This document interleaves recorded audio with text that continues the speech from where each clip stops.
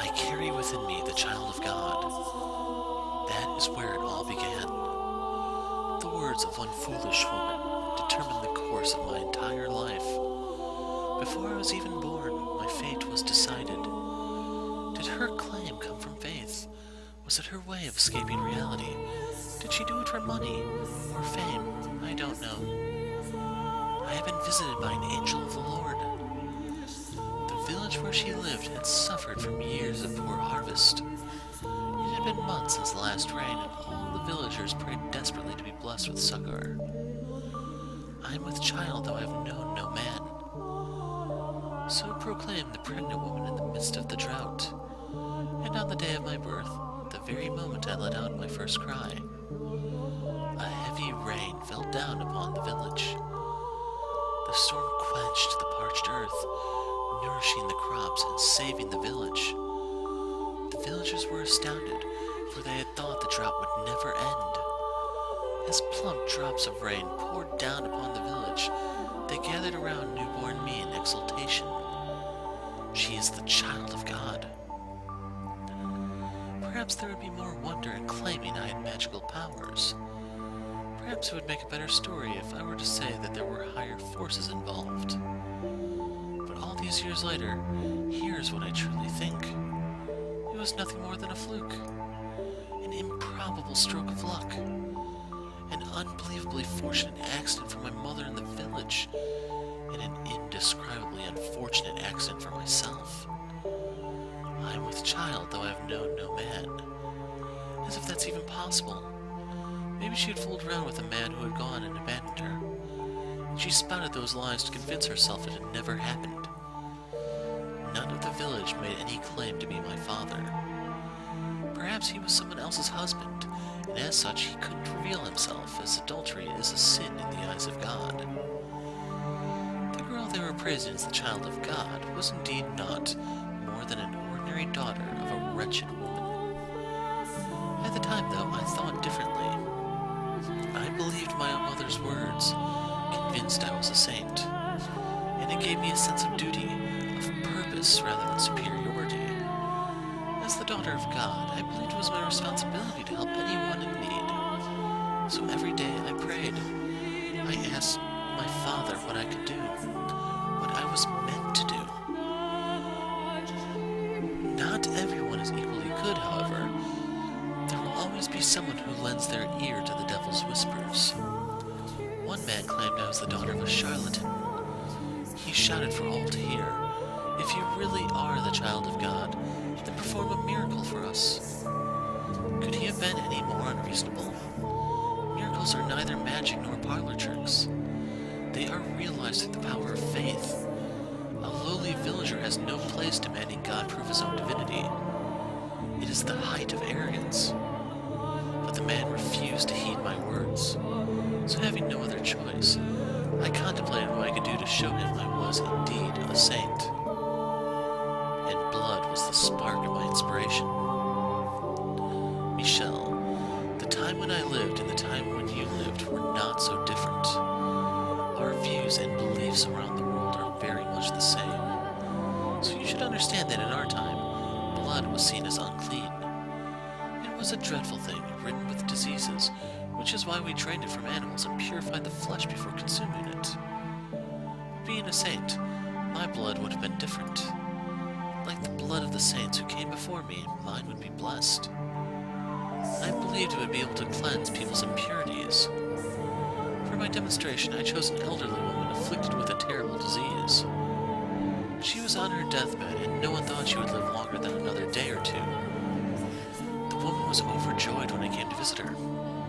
Sincerely believing me a holy servant of the Lord, she gathered all the strength she could muster to climb from her bed and kiss my feet. I felt an intensely deep love for this woman. Placing my hands upon her cheeks, I said with all the kindness in my heart, "Partake of my blood, my beloved sister." The woman agreed without a glimpse of hesitation, and so I pricked the tip of my finger with a knife and let the blood drip into her mouth. Within 3 days, her health had improved enough for her to get out of bed unassisted. Seeing that, no one in the village doubted my powers any longer. In fact, The man who accused me of being the daughter of a charlatan was subsequently punished for his sins. He received much deserved retribution for challenging the daughter of God, for mocking her. But of course, being a saint, I forgave the man. He in turn repented and changed his ways, worshipping me as the true child of God. Now, I'll be honest with you. I was ecstatic, utterly elated. I felt like I was on top of the world and I reveled in it. The villagers showered me with adulation. They revered me, the daughter of God. Anyone who didn't was punished. And on top of that, my blood could cause miracles. Tell me, do you look down on me for feeling the way I did? The actual child of God would never let herself be consumed by such base emotions, would she? But if you would give me a chance, I would like to explain myself. I was but a young girl at the time, and to a child, her mother is the world. Anything she says is the absolute truth. So when my mother's claims so happened to coincide with the lucky miracle, my mind was set in stone. I was a saint. My blood could heal the sick, and nothing would convince me otherwise. After all, I was but a girl of 6 years old. It is not my place to decide whether my blood truly had miraculous powers or not. If you think it did, then it did. If you think it was all happenstance, then so it was. Miracles are brought about by faith. So the elderly woman who was healed was done so by the power of her own belief. Baseless hope and desire can at times make the otherwise impossible reality. You understand just how major a role religion played in our time, don't you, Michel? Especially as someone whose life was taken from him in the name of God. And you understand how powerful word of mouth can be as well, don't you? It didn't take long for word of the miracle performing child of God to spread. Travelers from faraway lands came to our village, all in search of aid. Driven by a mixture of elation and duty, I gave my blessings unto every pilgrim who sought them. I gave them my blood, yes. My young hands were perpetually covered in wounds. Running out of skin on my fingers, I cut the back of my hands, my palms, and my wrists. Before long, they had turned into swollen, carved up black and red horrors, and so I kept them wrapped in cloth at all times. The only time I uncovered them was to give blood to those who sought it. My lacerated hands were, in no uncertain terms, gruesome and unsightly. But the believers who came to see me were all wept at my selfless sacrifice, and so I came to cherish those wounds. There were some for whom no miracle took place. Whenever that would happen, the villagers would come out and say, "The daughter of God is not to blame, you simply lack sufficient faith." Thus, such incidents had no negative effect on my reputation as a saint. For 3 years, I continued doling out blessings. One day, during our evening prayers, my mother let slip her discontent. "Why must you hand out miracles for nothing? Why must you give strangers grace? We should be getting compensated. We deserve remuneration. If we just charged a little bit for each blessing, we could be living so much more comfortably." I was dumbfounded. How could the mother of a saint say such things? Helping people is my divine calling, and she expected payment? I nearly wept hearing my mother preoccupied with such worldly desires. So I explained to her how important this work was. I taught her that we were not to covet material wealth, and that we were to dedicate our lives to the service of our fellow man. "You're right, my dear saint," she would say, understanding. And I believed her. I fell asleep that night convinced she truly understood that there would be no more problems. But the next day, I was sold off. Men I had never seen before carried me by the arms and tossed me into a carriage. Confused and panicked, I stuck my head out searching for my mother. Off in the shadow of the house, I saw her with a strange man, accepting a bag of coins. The carriage rocked back and forth as it rolled along a dirt road. Shaking and bouncing within it, I struggled with overwhelming grief and despair. It was perhaps the first time in my life I had felt such a powerful emotion. I didn't know what I felt so much despair over, though.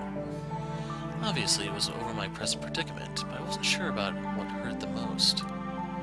Was it that I had been pawned off like a slave? Was it that my mother, the mother of a saint, had been blinded by money? Was it that the villagers had watched in silence a disciple of the Lord was thrown into a carriage? Or was it that I, daughter of God, lamented my misfortune like a mortal? I decided it was a trial. My father, the Lord God, was testing my worthiness of being his daughter. So I choked back my urge to cry and sat there in silent contemplation. For almost 3 weeks was I rocked around in the carriage. The coachman treated me well enough, but I'm certain it was only because he had wanted his precious cargo dying before he could deliver it. He did not by any means think of me the child of God. The 3rd week, the carriage arrived at a city. It was much larger than the village I had grown up in, with many, many more people crowding the streets.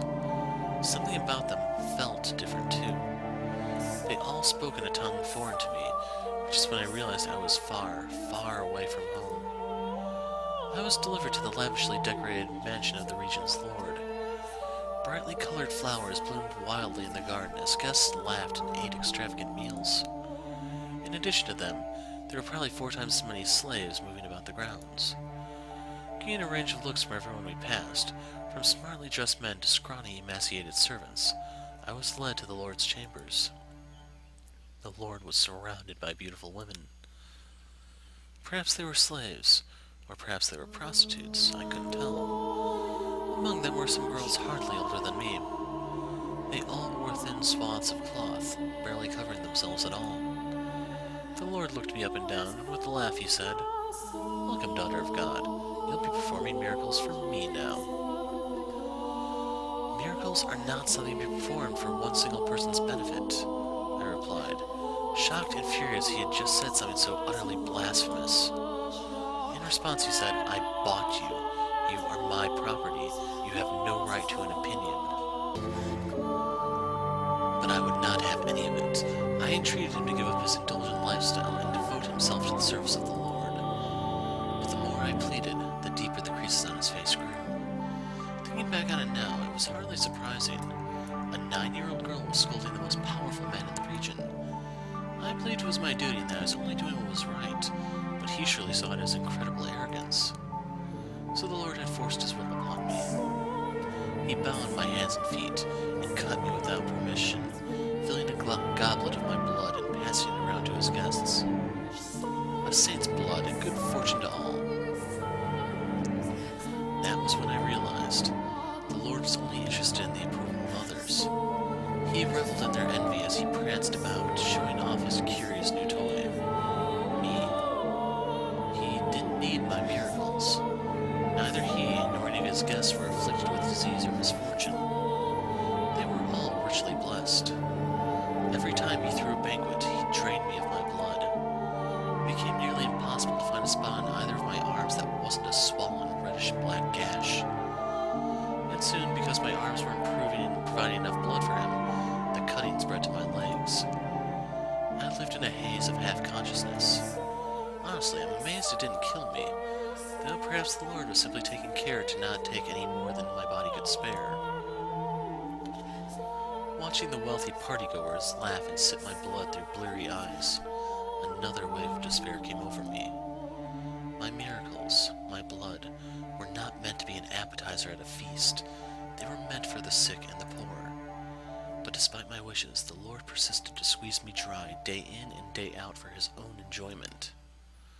For a while, I was convinced it was all God's test, that it was all part of his plan for me, his daughter, and if I could make it through this trial, I'd be allowed to go back to helping people. That man would celebrate my success, envy me, worship me, that sinners would face punishment, that divine retribution would be delivered unto all who had wronged me, a saint.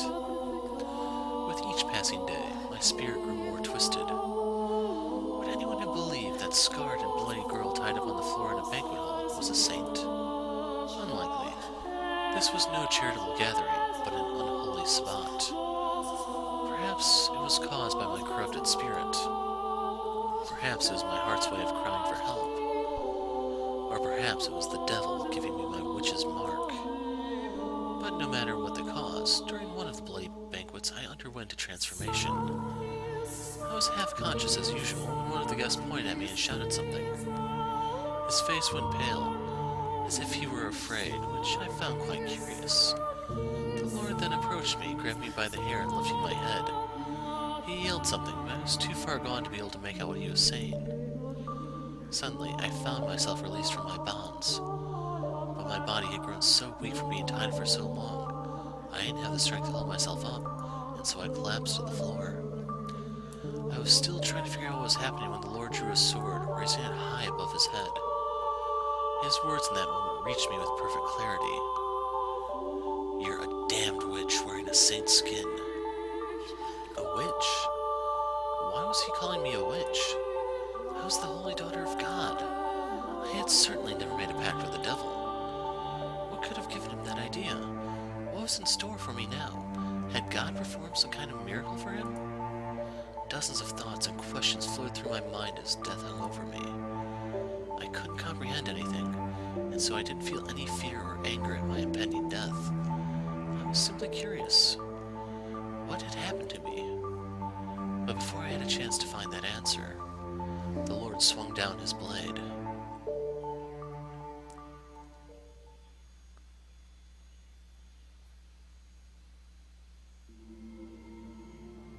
Without warning, without any time to prepare, the darkness drains away, and a second later I crash into the stairs, hard. Right in my ear I can hear the hiss of the river of blood. The world fades in and out of view, giving way to very real images of a past I never lived. I can practically feel the fire in the eyes of that mad blood banquet's guests. My vision distorts. I can't regain my focus. Whose blood is this streaming down the stairs? Is it hers? Is it mine? Who am I? A saint? A witch? Is what I'm seeing through a lens of clarity or madness? Wait, no. I am not her. I am Michel, no one else. It hurts, doesn't it? It's hard to believe. Your chest is on fire. Your vision is blurry. It's dark. It's lonely. It's scary.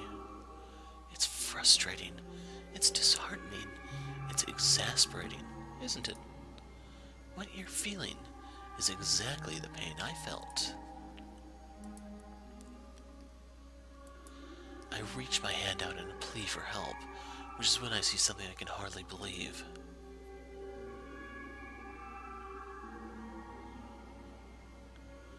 Both of my arms are covered in gashes, blood flowing from them without end. The raw flesh beneath my skin had been exposed to the open air. All I can bring myself to do is scream. That pain, her horrible past, is doing everything in its power to break me. That 9-year-old girl's sickening experiences are twisting and constricting and crushing me. Is this happening to you? Are you really that slow, my dear? You're empathizing with my pain. You're just that kind-hearted, Michel. You said you wouldn't give up, didn't you? That you would make your way to me. Then surely this won't be enough to do you in.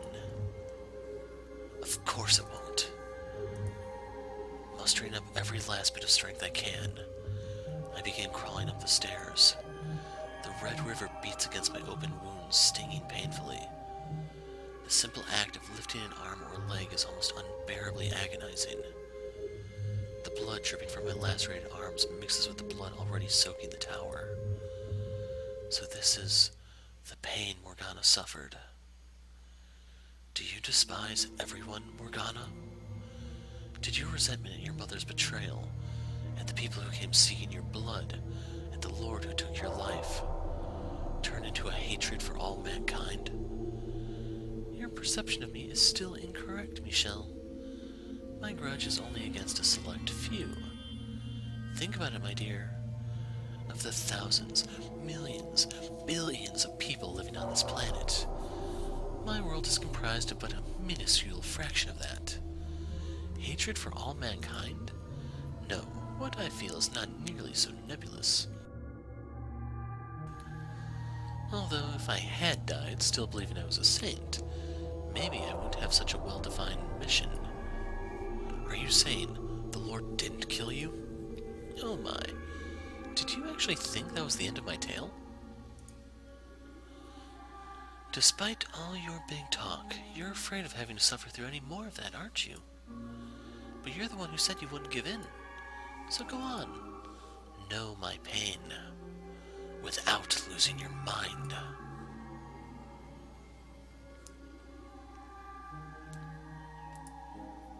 Once again, my surroundings crumble. I have no say. I have no chance to object before I'm dragged back to that repulsive banquet. I reach out, stretching my hand as far as it will reach, but all I can grab is darkness. My bloody body slowly sinks back into the abyss. The pain becomes more than just a memory, eroding away at my consciousness.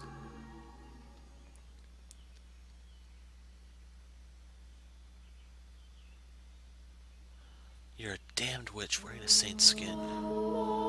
Maybe if I had died then, I wouldn't become the witch you know now. But that's all conjecture.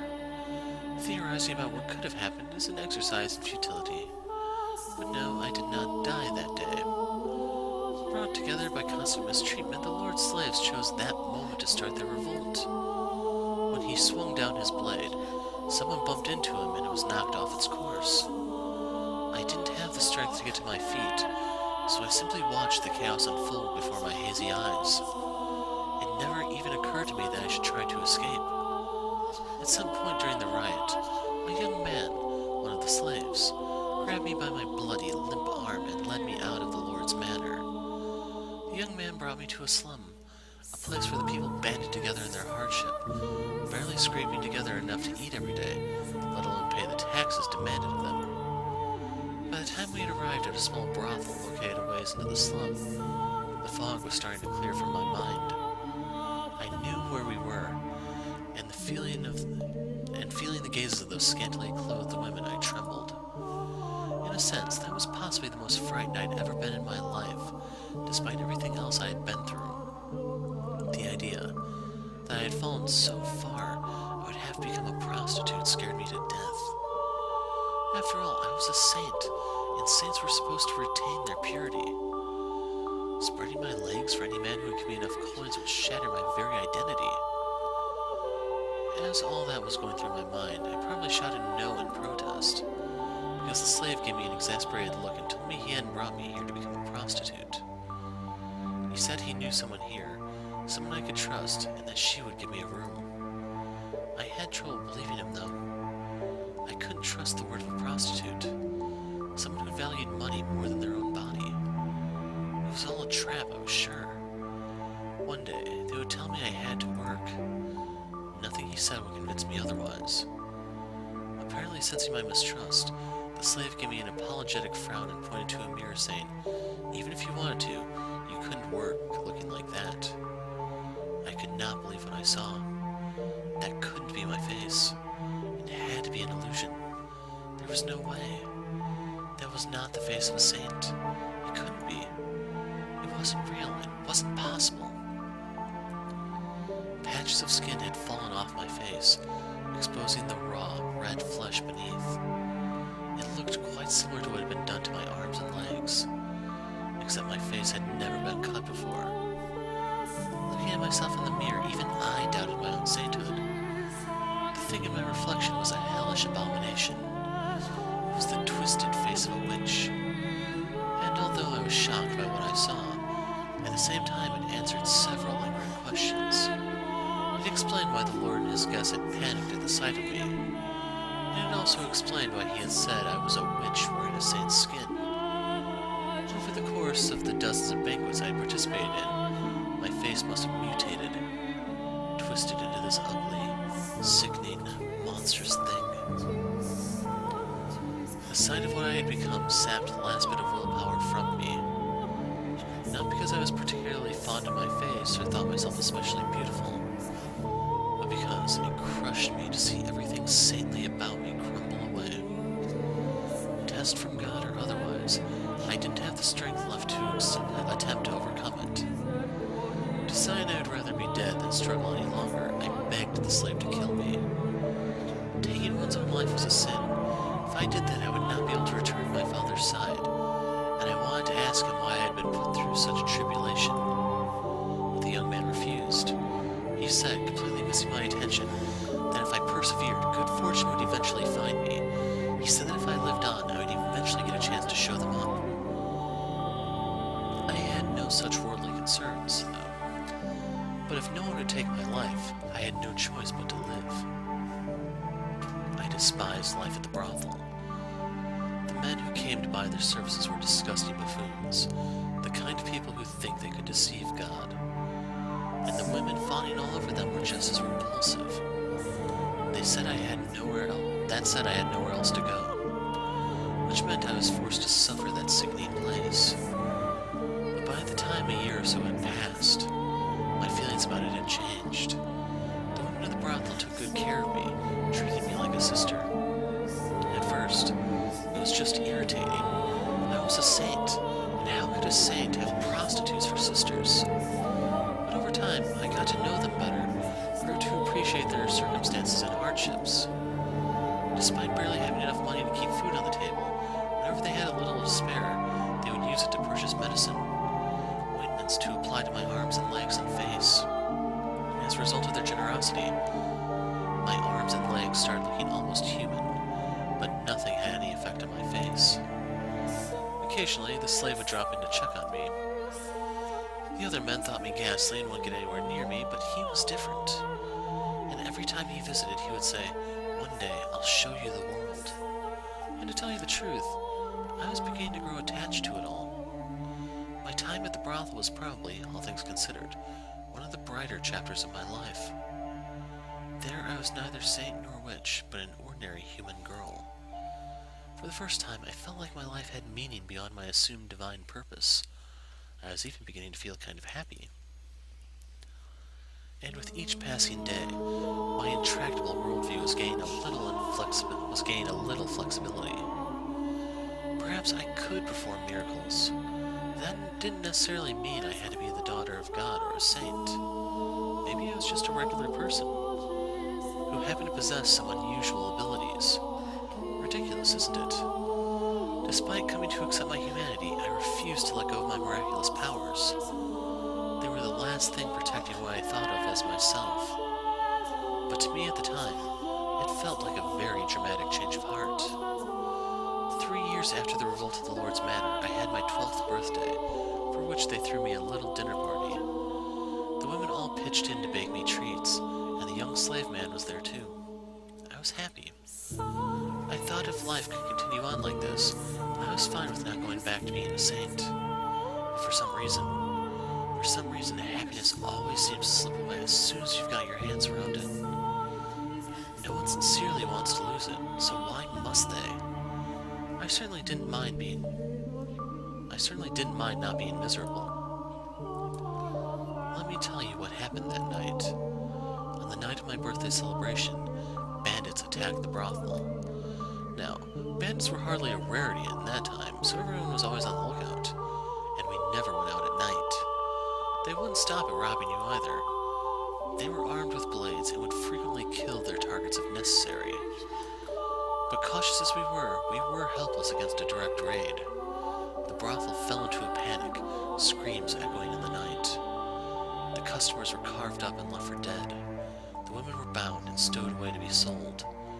My peaceful world shattered in an instant. And the next thing I knew, I was some slave trader's merchandise. I didn't know what became of the prostitutes who cared for me, or the slave who brought me to them. I assumed the women were sold and the young man slaughtered. But regardless, I found myself being rocked around in the back of a carriage once more. The carriage was packed so tight you could barely see the floor, and it smelled like death. Sweat, urine, feces, every foul odor imaginable compressed into a tiny space. There were both men and women there, nearly all of them muttering or groaning or weeping. Everyone was young, ripe to be put to work. It didn't take long for me to realize what fate awaited these people, and me. And when I did, I just sat there in silence. Then, for the first time, I cried. I was experiencing, I believe, a very human emotion. I was sad. Hurt that I had been taken away from a place where I was happy, from the woman at the brothel and the young man. It crushed me. And no longer did I wonder why such a thing was happening to the holy daughter of God. Something about my tears must have seemed strange to him, because one man saw me and said, "Why are you crying?" He was a curious man. To start, he looked very different from anyone else. The color of his skin, the length of his nose, the shape of his eyes, everything about him was new and unusual. Hesitantly, I replied, "I'm sad, because I didn't get the chance to show my gratitude to people very dear to me." The man fell silent, looking as though he was deep in thought. I had no idea why he asked me that. Something about him made me uncomfortable, so I couldn't bring myself to ask. Several hours later, the man suddenly stood up. The guards had no patience for anyone stepping out of line. They didn't look like they would hesitate to kill us either. So unsurprisingly, one at the back of the carriage drew his sword and pointed at the man.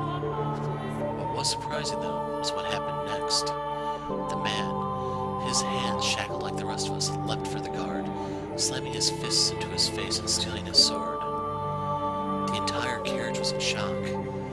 The guards were too stunned to effectively react, so they were quickly cut down. And because the one-man uprising had taken place between cities, there was no one the slave traders could ask for help before they were slaughtered. In the blink of an eye, it was all over. And there was nothing human about what I had witnessed. If I had to describe it, I would say it as though a wild beast had attacked. The man ruffled through the slave trader's clothes until he found the keys, which he brought to me, ordering I unshackle him. And so I did as he commanded. Once they had enough time to process what had happened, the would-be slaves applauded.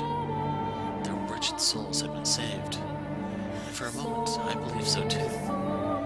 When the man's hands were free, he rolled his shoulders a couple times, made sure everything was in place, and then he began his massacre. Screams of agony filled the carriage as he ran his sword through the helpless men and women packed inside it. Blood and guts were splattered against every surface, and those who tried to escape did not get far before being mercilessly skewered. It was like a scene out of a nightmare. I was frozen in place, not out of fear, because my mind had shut down. I couldn't make sense of what was happening, so my mind rejected it. And with my brain having given up, my body was no more than a lifeless puppet. In short order, all the slaves were dead, and I was sitting in a pool of blood staring at the man. He pointed his blade at me and with a little smirk said, "Why didn't you run?" In turn, I asked him, "Why did you kill them?" The smile vanished from his face, and after a few moments of pondering, he replied, "Because I felt like it." "And why haven't you killed me yet?" I asked. To which he gave a curt, "I don't know," then withdrew his blade and wandered off into the distance. And then I was alone, surrounded by corpses. I glanced down, and half of someone's face was looking back up at me.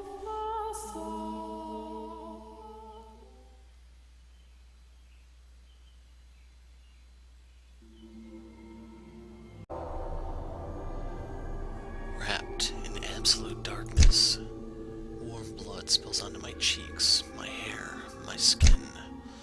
Chunks of human flesh rain down on me. Make it stop. Pitter-patter, pitter-patter. There's no end to the deluge. The smell of death fills the air.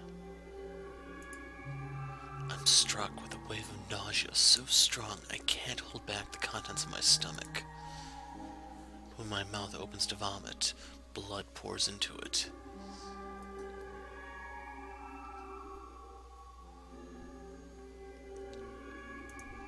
Let go of me. Dead bodies grab at my ankles, dragging me down. To where? Hell? Or to the mountain of corpses?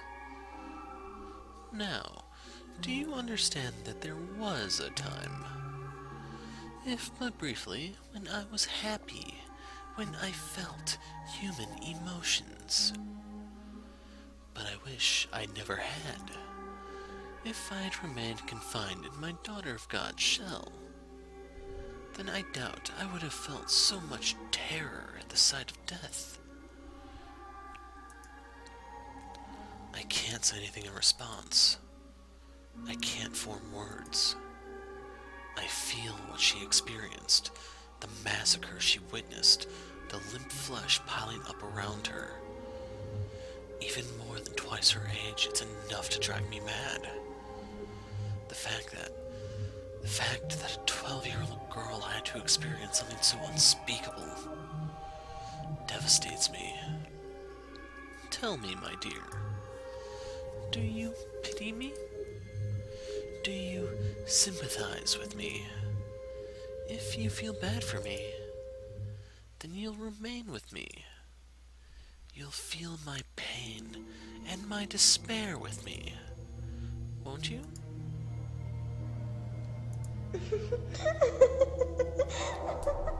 The witch's cackle echoes through the pile of bodies. There's not a speck of light, and hideous death lingers everywhere. Helpless to resist, I'm dragged down into a deep, dark ocean, an ocean of blood.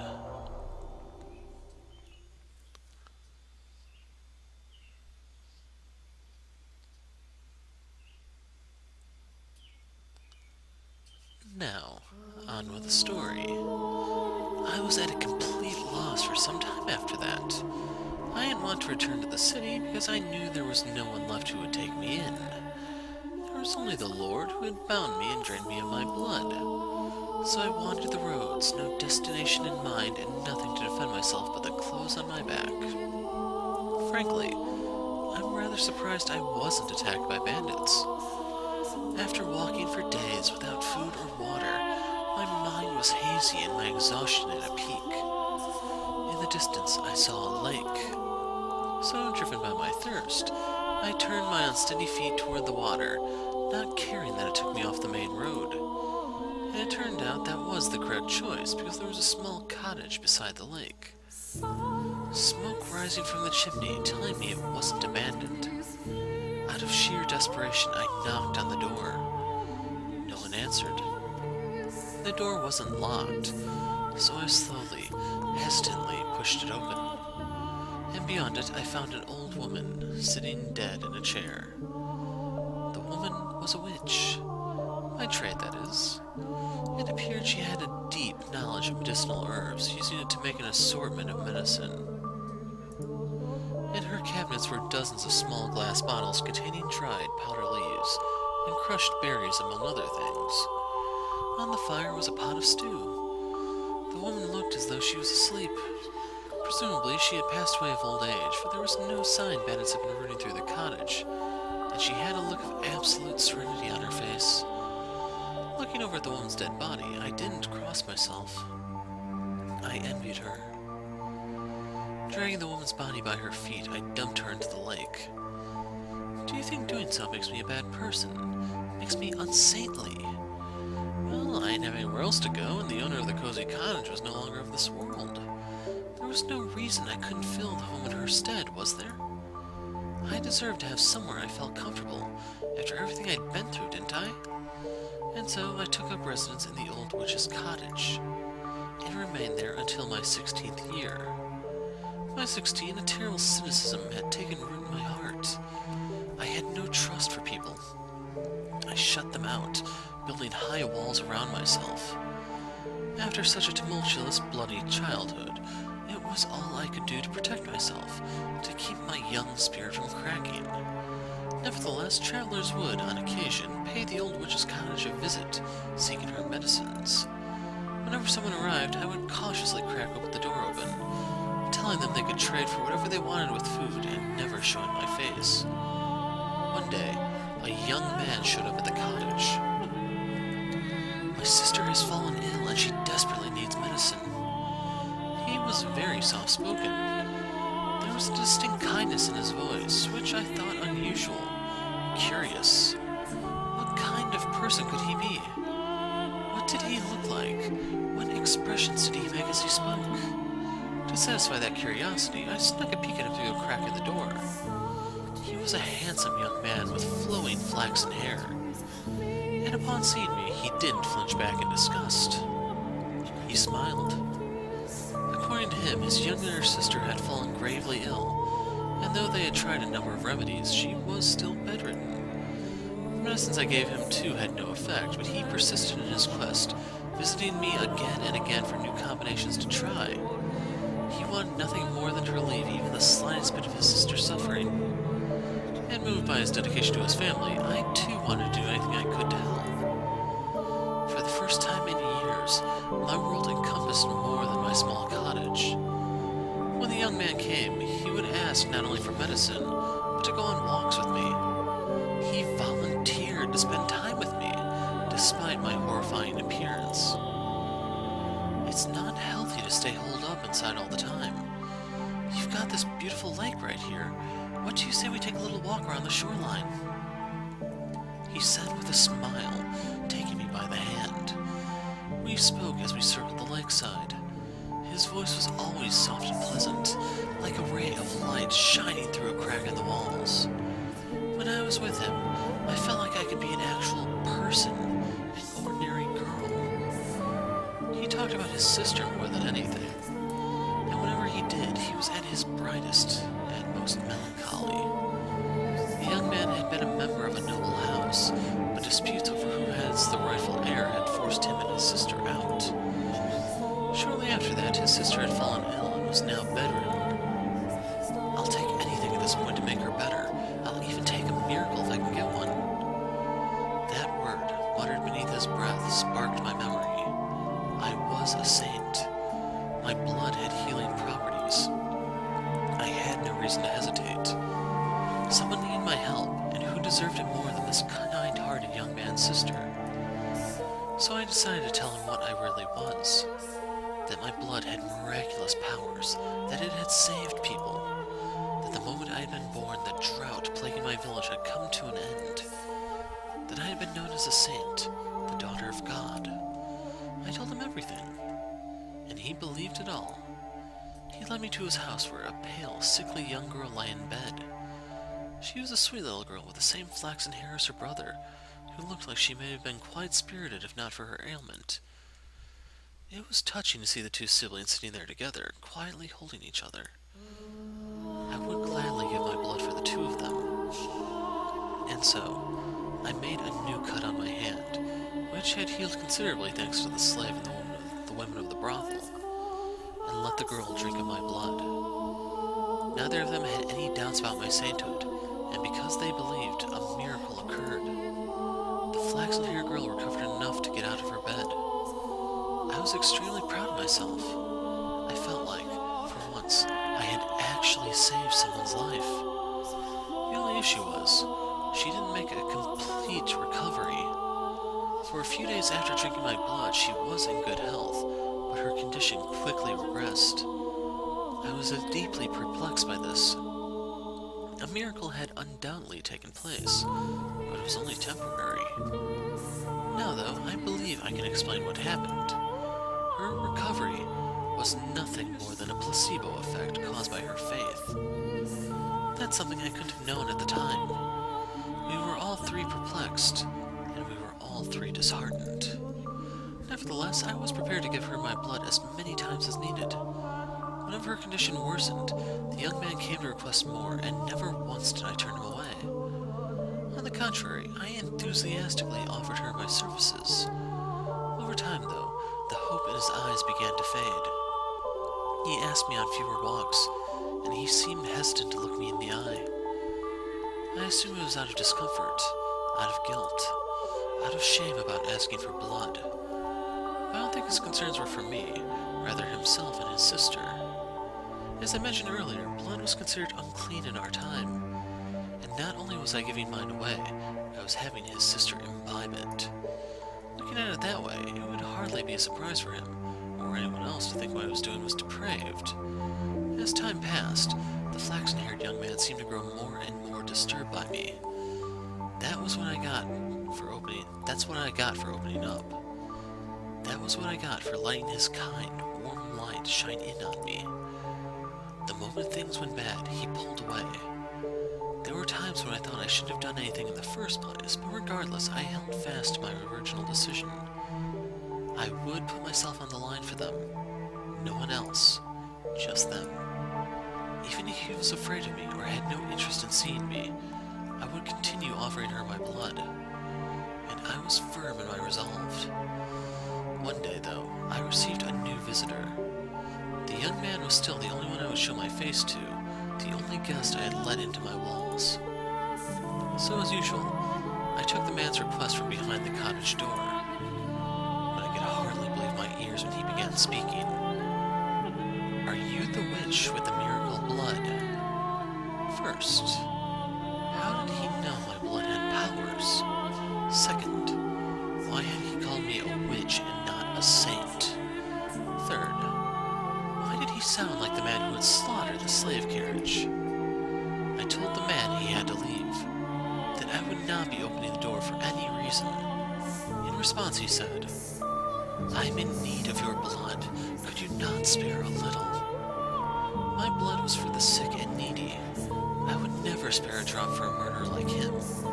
And I told the man exactly that, demanding he leave. All I could think about was the pile of bodies, the fountain of blood. The man drenched in crimson, wearing a ghastly smirk. I trembled behind the door, fearing he may go on another such rampage. But instead, he gave a simple all right, and went on his way. I let out a deep sigh of relief, which is when I realized tears were rolling down both of my cheeks, like an ordinary girl. 3 days later, the flaxen-haired boy showed up at my cottage. I'm sorry for being so distant lately. I want to talk things over. Those two sentences were like a light shining from above. I wanted to talk to him too. I wanted to take a walk around the lake and listen to him talk about nothing. I wanted to experience the warmth of his world once more. And I wanted to tell him about the terrible man who had been there a few days earlier. About how scared I'd been. I wanted him to tell me it would be all right. I want to talk to you too, I said, opening the door without a second thought. The light of the sun was so bright, all I could make out was his silhouette. I couldn't see the look on his face, or the look in his eyes. A gentle breeze blew past, and my mind froze. How could this be happening? What did it mean? Why? How? What was that man doing? Standing behind him? Why was he carrying a sword? Why was he coming into my house? And why did he swing it down, severing my arm? I was in a daze. I couldn't make sense of anything. I didn't want to. My left arm fell to the floor before I even knew what was happening, and then my legs gave out. The pain, searing and unbearable, came a few moments later as I was lying in an ever-expanding pool of my own blood. I did something then that I hadn't done before, that I had resisted doing no matter how much blood the Lord had stolen from me. I screamed. It was a hideous, visceral noise, a sound I had never thought a saint could make, the same ear-splitting howl the slaves had made as the man had butchered them. I writhed, I wailed, I wept, I crawled across the floor through my own blood. I begged and I begged and I begged for my life.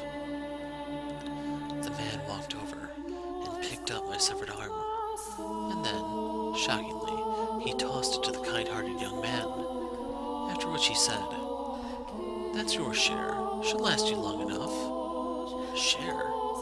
What did he mean by share? What was he talking about? Why had he given him my arm, and why had he taken it? Why was he talking like they knew each other? Why? I had spared blood for him when he asked, hadn't I? So why was he doing this? Was cutting my arm off and stealing it easier on his conscience than simply asking? You understand how I felt, don't you? You can put yourself in my shoes, can't you? The young man refused to look me in the eye. Holding my bloody arm in his trembling hands, he fled from the cottage as quickly as his legs would allow. man walked over and picked me up. I had neither strength nor willpower to resist. Holding me in his arms, he began to speak, telling me things I didn't want to know, things I didn't want to hear, but he didn't care. Nothing personal, I just need your blood. Without it, she'll lose her church. Don't take it personally? Tell me, is there anyone in this world who wouldn't feel a bit of spite after being put through such torture? How was I supposed to let that slide? No one's that much of a saint. My trust had been betrayed, and I was supposed to turn the other cheek. A man had barged into my home uninvited and cut off my arm, and I was supposed to smile and take it? Is there anyone anywhere who doesn't feel even the slightest bit of hatred ever? Is there anyone in this world who could just laugh and brush off this level of abuse? Tell me, is there? How could I not hold a grudge? How could I not despise them? How could I possibly forgive them? Tell me, please. Tell me, how could I? She needs the money. I needed some way of getting enough money to keep her church running. So the Lord made me an offer. If I brought him the witch with the miracle blood, he would finance a whole new church for her. The Lord? Why him again? Why couldn't he leave me alone? After trying to kill me during one of his blood sabbats, why was he after my blood once more? Had he learned it really did have miraculous powers and he wanted me back? You get to be the sacrifice. To keep her church from collapsing. To keep her world from collapsing. Sacrifice? Excuse me, what? And what's this about keeping her church from collapsing? You murdered a carriage full of innocent people, and you're trying to protect a church? You? Are you out of your mind? Churches are where people go to commune with God, to speak with my Father. How dare you soil those sanctified grounds with your filthy hands, you beast? It's insulting, sacrilegious, repulsive. Just what do you think we are? So don't take it personally, witch. I'm not a witch. I'm a saint. I was a saint. My blood exists to do the Lord's work, not to satisfy the avarice of men. Why is this happening to me? The man brought me back to the city, but instead of taking me to the Lord's manor, he brought me to a church on the city's outskirts. Though, to be honest, it looked more like an estate than a church. The church also served as a hospital, offering free care to less fortunate children, the poor, and the infirm. That was when I learned why he had said they needed the money. The owner of the church offered unconditional assistance to anyone who came. Even when food and supplies ran low, they would ration their own in order to keep helping others. As a result, the church was perpetually on the verge of collapse. The church was run by a woman, something exceedingly rare for the time. There were no priests. All management was handled by a single nun who everyone referred to as the Saintess. I was the saint. Why was this woman, who didn't have the ability to perform miracles, being worshipped like she did? Why did the people of the city idolize her? Why were their smiles all directed at her? Why was I not in her place? The man carried me to the top of the observation tower. It was there that I had my reunion with the Lord. I was to spill my blood for the people of the city, but also for the Lord's profit. He was not offering free aid, but selling it as medicine. He claimed it was a miracle drug, telling no one that it was actually my blood. It was mixed with a beautiful red wine, and drinking it would cure you of any ailment. If they knew it was actually the blood of a witch, they would think it unclean. They would fear it. I remained imprisoned for a long, long time. In the beginning, the swordsman guarded me, though before long, the flaxen-haired young man showed up as well. Presumably, one severed arm wasn't enough to keep his sister healthy for long. In listening to their conversations, I learned that, to ensure no one else could get in, the observation tower was sealed with 3 locks. The lord, the swordsman, and the young man each held one of the keys. I was their secret, locked away in the tower for them to drain of blood away from wandering eyes. Time went on, and I grew progressively weaker. I lost the will to eat and the will to live. My only view from the tower was the clouds through a window high up on the wall. Occasionally a pigeon would fly in, sometimes a butterfly, and I would glare in envy as it fluttered around, free to come and go as it pleased. And soon it was spring. Every spring the church held a festival to pray for the coming year's harvest and the people's well-being. I could hear the bustle from far below through the window as everyone rushed to prepare. I heard the flaxen-haired girl's voice, who had regained her health drinking my blood. I heard her brother's voice, who had betrayed me. I heard the nun's voice, who played saint in my stead. I heard the barbaric swordsman's voice, who had chopped off my arm. And I heard the Lord's voice, the root of all my suffering. I heard people praising the saintess, though I, the true saint, was locked in the tower. I heard people thanking the Lord for his generous donations and miracle medicine, though it had all come from me. Propped up on my suffering, they cheered and clinked glasses of my bloody wine. Those merry, peaceful, cheerful, spirited sinners' voices resounded in my tower, and at noon on the day of the festival the church bell tolled. 1, 2, 3, 4, 5, 6, 7, 8, 9, 10, 11, and with the 12th chime, I died. As the bell's last pealing faded into silence, the tower door swung open. Standing on the other side of it were the 3 men. They must have wanted to drain a little more for me to use in the feast, but they arrived at the worst possible moment. The flaxen-haired young man was the first to express his consternation. But I never wanted her to die. Was she not eating?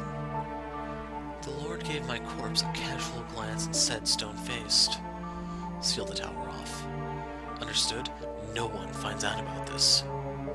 How can you be so calm? Do you understand what you've done? Pinning the blame on me? How nice it must be to be able to distort reality with panic. The swordsman, who had been silently observing the Lord and the boy conversing, interjected, "You're just as guilty as any of us." Not only did they mourn my death, they argued over whose fault it was.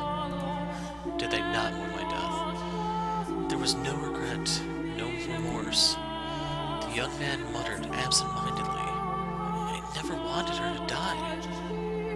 What did his intentions matter, though? It was his betrayal that had ultimately tethered me to this mansion. But the fact that they didn't grieve my death, and instead squabbled amongst themselves like filthy rats, was the final straw. How could I not despise them? I don't believe I actually had the power to perform miracles when I was alive. It was all faith, the illusion of belief. I was neither a saint nor a witch. The blood wine was only effective because people placed their faith in the other saintess. I was only ever human. But then, in that moment, an actual miracle occurred. My Father bestowed upon me his power, or perhaps it was the devil who lent me his strength. I was looking down upon my own dead body, my own wretched self. There was nothing beautiful about the pile of bones I'd become. I could almost smell the rotting flesh. That was once a saint?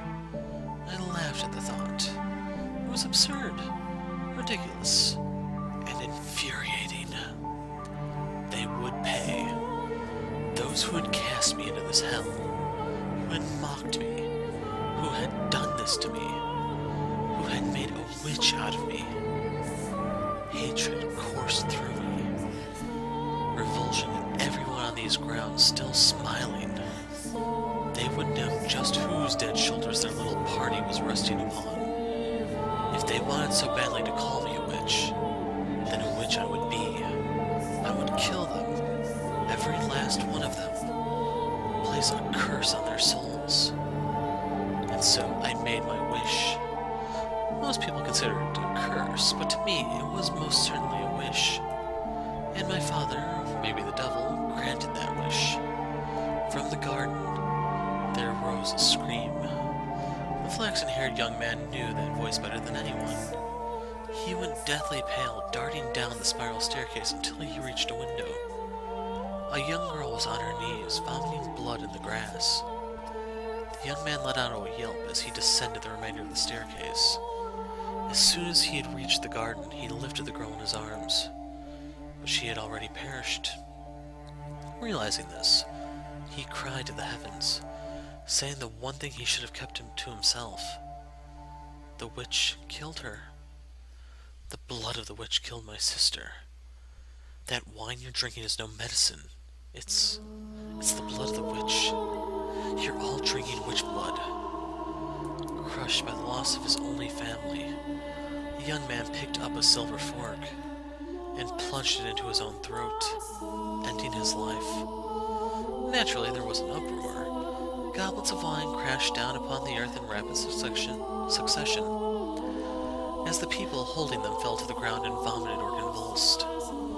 The nun was the first target of their outrage.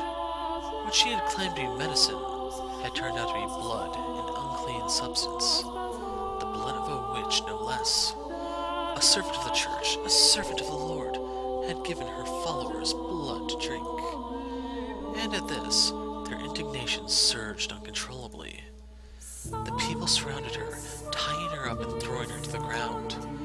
As they prepared to inflict a righteous justice upon her, the swordsman soared down the stairs and into the garden, plunging his blade into anyone standing near the nun. The cries of agony ringing through the church grounds were ear-splitting. It was no longer a place of God, but hell on earth. Hell built up by the hands of man.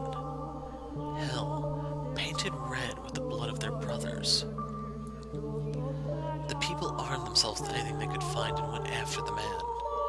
As much of a beast as he may have been, he stood little chance against such numbers. It is the fate of a beast to be exterminated by those he terrorizes. And once he was gone, the nun had no one left to protect her. She too was consumed by their frenzy. All that remained was an inextinguishable inferno. Hysteria and despair. Madness and courage. And no outlet for it. It was revolt that made the slaves uprising at the Lord's Manor look like a game. Eventually, their rage found a new target, the Lord. It was only natural, for he was the true villain. He was the one who had given money and the witch's blood to the church. He was the one who had profited off of it. And above all, people often resented those who stood above them, particularly in times of unrest. The city resounded with cries for the Lord's head. And he looked down upon it all from the safety of the observation tower. He could do nothing but watch as his domain burned. I can only imagine how painful that must have been. But before long, having seemingly made his peace, he began descending the spiral staircase. He opened the door at the bottom, revealing himself to his people. Before the door had swung all the way open, before he had a chance to say his final words, someone ran a blade through his chest. With that, the raging fury mostly settled down, but it was hardly the end of the destruction. Mere days later, a plague befell the city. Dreadful black spots covered the flesh of the infected. They writhed in pain, screaming and vomiting blood. Ghastly howls echoed through the streets, as though the whole city had been possessed. It became a cursed land. In their diseased haze, the people muttered again and again, "We have been cursed by the witch." In less than a week, the entire city was dead. My body was left abandoned at the top of the observation tower. And as if to seal the curse away in their final days, the people shuttered all the windows, wrapping the house in darkness. It's possible. That was no miracle either. You can easily explain what happened to them. Locked away for so long in that dirty tower, maybe I caught some kind of disease. And then when the people drank my blood, they too were infected. Hardly anything out of the ordinary about that. The first to die, the girl, had already been ill. Her body merely chose the worst possible time to yield to her ailment. That was all that had happened. Indeed, it was nothing more than a fluke. An improbable stroke of luck. An unbelievably unfortunate accident for the city and those 3 men, and an indescribably fortunate accident for myself. But I wish to believe it was a miracle. That even if my blood didn't have healing properties, and even if I wasn't a saint, my wish, my curse, was what caused that uprising. That was my miracle. Granted to me by God, or the devil. I chose to believe that, and that my miracle took on its true form thereafter. My curse had brought death upon the 3 men, but for whatever reason, my rancor was far from sated. They had died. So what? Death is but a transient agony. It's nothing compared to what I went through. So I made my next wish. I wished for their reconstruction. I wished eternal suffering on their souls. I wished to trap them in a never-ending cycle of pain and hatred. This was my wish for the flaxen-haired young man. He treasured his dear sister, and he desired a quiet life. So I wished for him to have just that. And I wished for his dearly beloved sister to love him more than anything in the world. For his world to be destroyed by love gone too far. This was my wish for the beast-like man. He was conscious of his tendency for violence, and he yearned to be more human. So I had his inner beast toned up just a little. I saw to it that he would never be human, so he would never have the peace he so desired. My wish for the Lord was more straightforward. He seemed to have great affection for wealth and authority, so I ensured those were the only things he could ever have. Who needs love or friendship when you could be drowning in power? Once he had lost everything, his solitude would be his only companion. Wishes can come true, as long as you always hold fast. Never stop wishing, never surrender. They can come true. Eternal suffering on all their souls. An endless cycle of reconstruction and unavoidable tragedy. Tell me, my dear, do you sympathize with me? Will you curse them with me? Will you take my hand and revile them with me?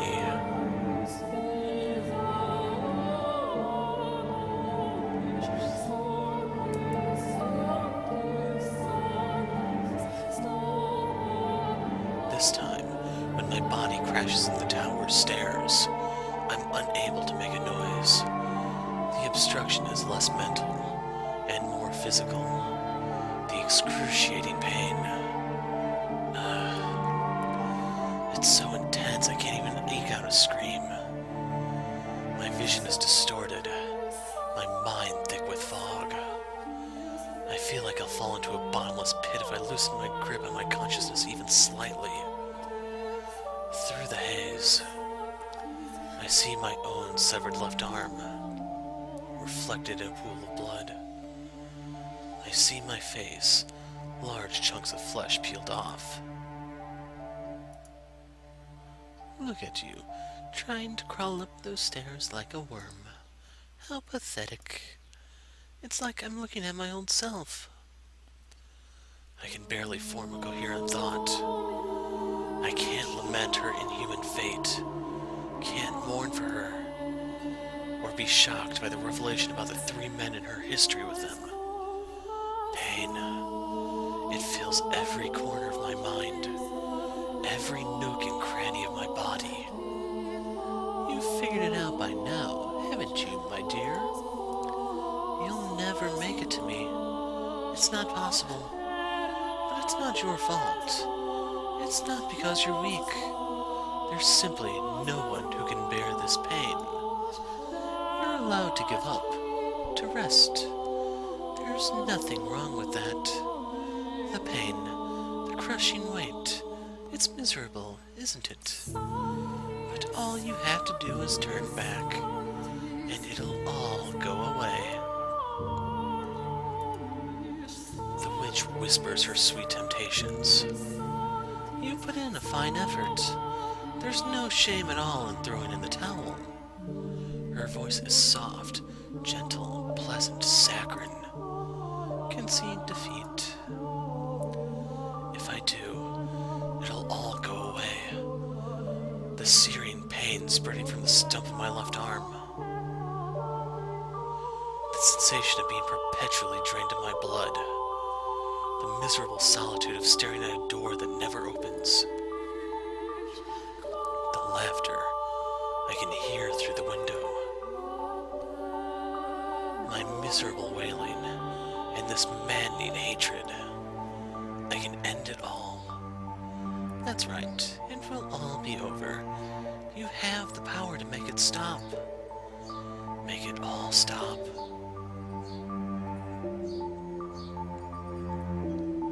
No, I can't let that happen. No, I have to. Get her back at my side. I'll do anything to take her back.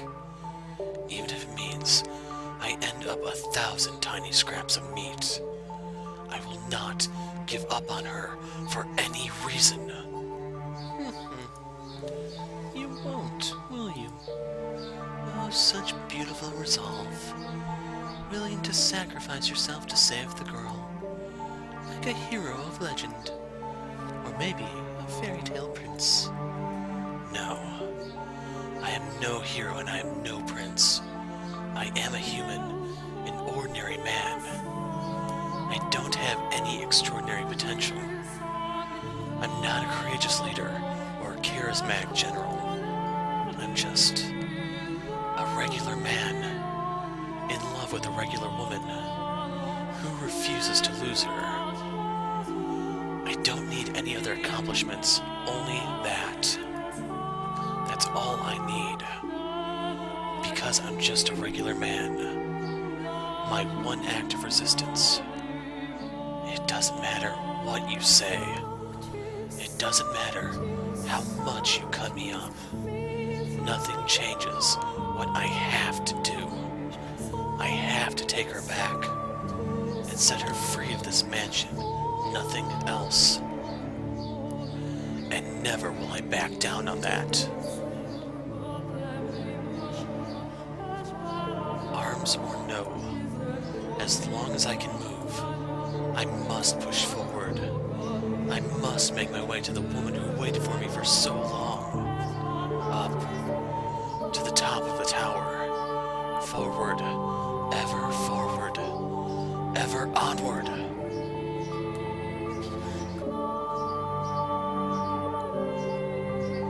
Dragging my bloody body, paying the pain no mind, I once more arrive at the top of the observation tower. I place my hand on the door, holding myself up with my lacerated right arm.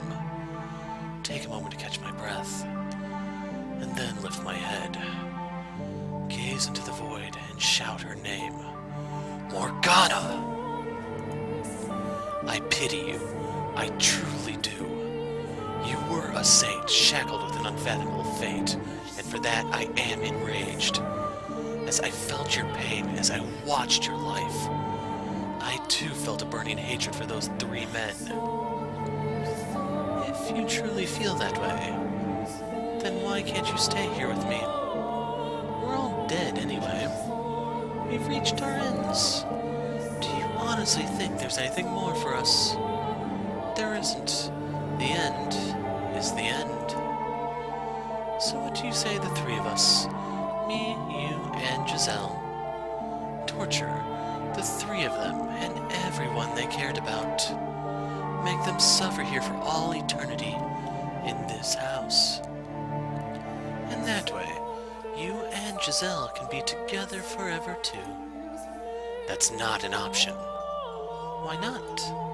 Because hatred only brings you pain.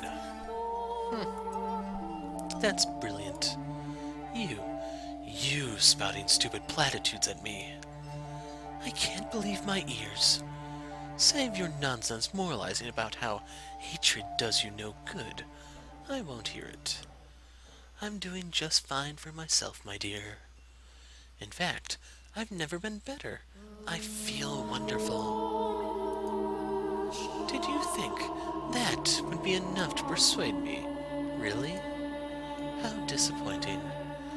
And here I thought you understood me. Morgana.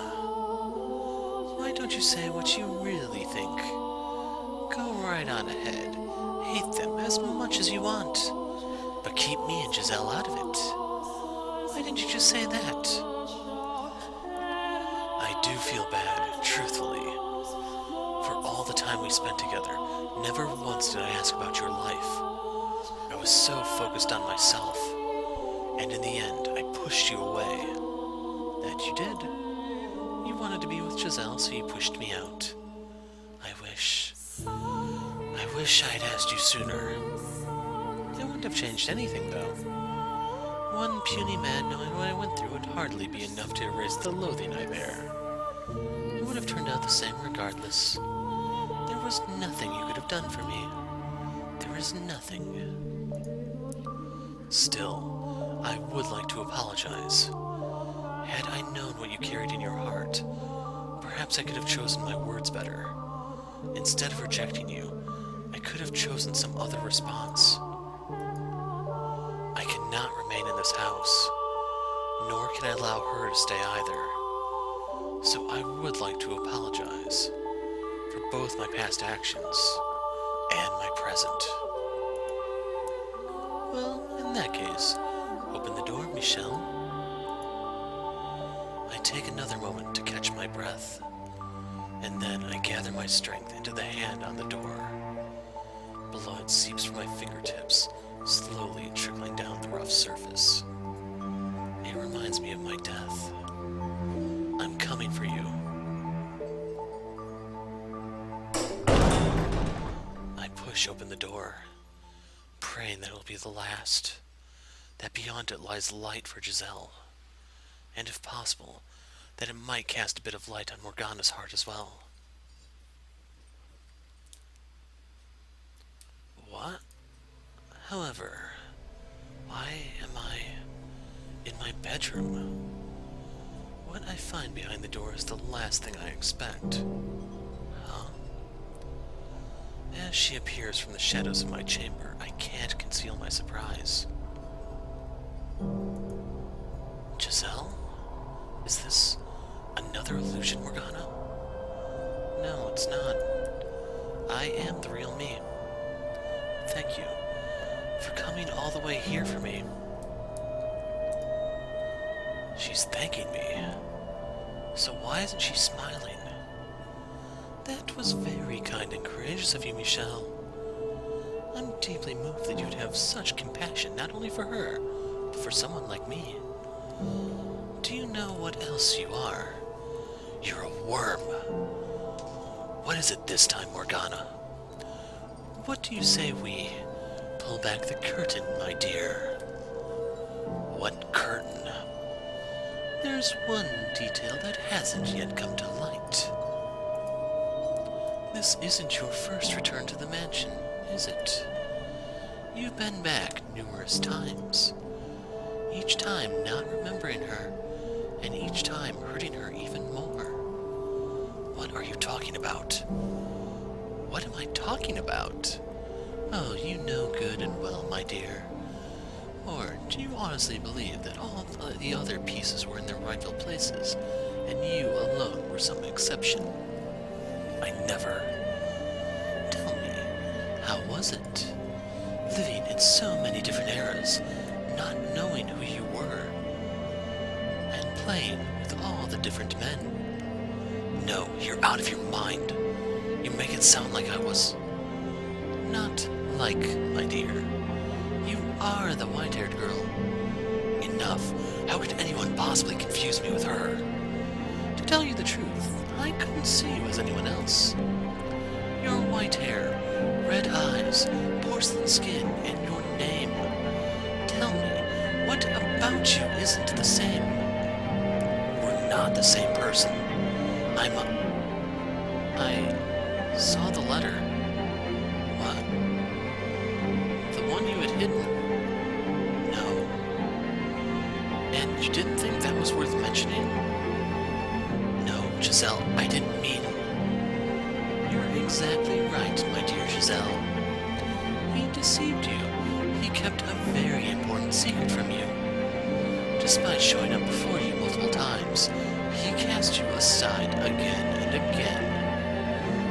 No, that wasn't me, it wasn't.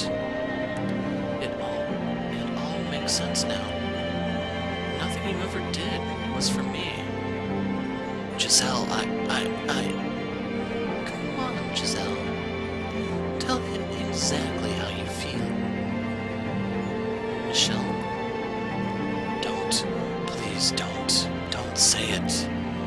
Not that, please, I'm begging you. Stop.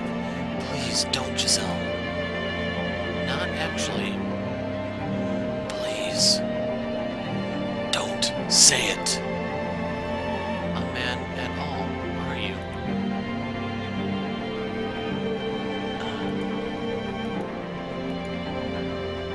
You're disgusting.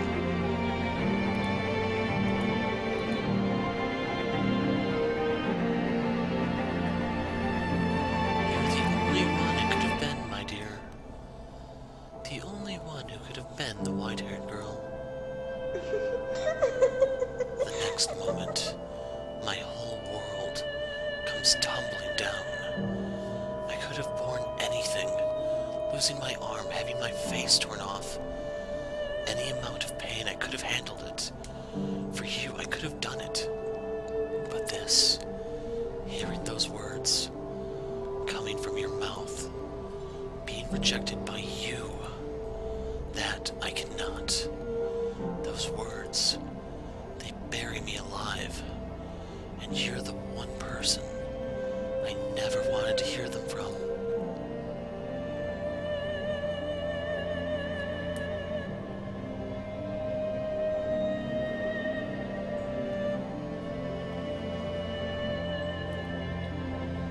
When I learned my father Antonin had passed, I wrote 2 letters. One to my brother and one to my mother. It was the first time I had found the courage to face my mother, to open up to her. I wanted to show her who I was, convince her that I wasn't cursed, so I could be myself when I returned to the capital with Giselle. Dear mother, there's something I wish to tell you, something that means a great deal to me. So I ask of you, please hear me out. I ask of you, please accept it. Mother, I no longer bear any resentment for my present life.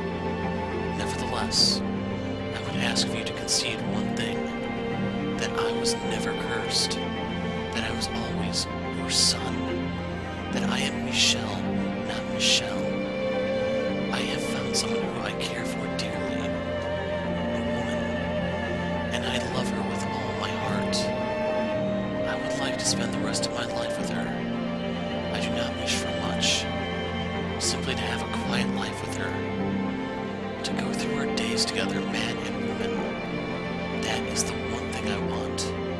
Mother, I know you're aware that my body is no longer female. I am a man. My heart is male, and I ask of you to please accept that. I have no grudge with you. In fact, I'm incredibly grateful to you for bringing me into this world. With love, your dearest son. Shortly after sending that letter, I was killed.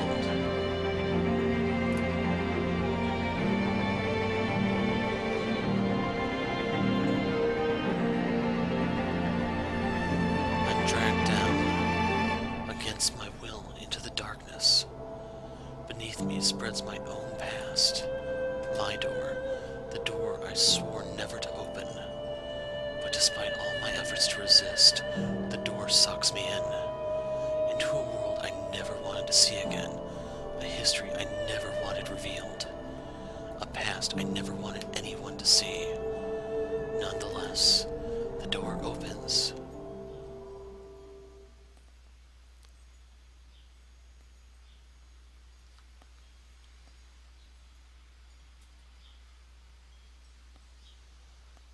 (1086 AD).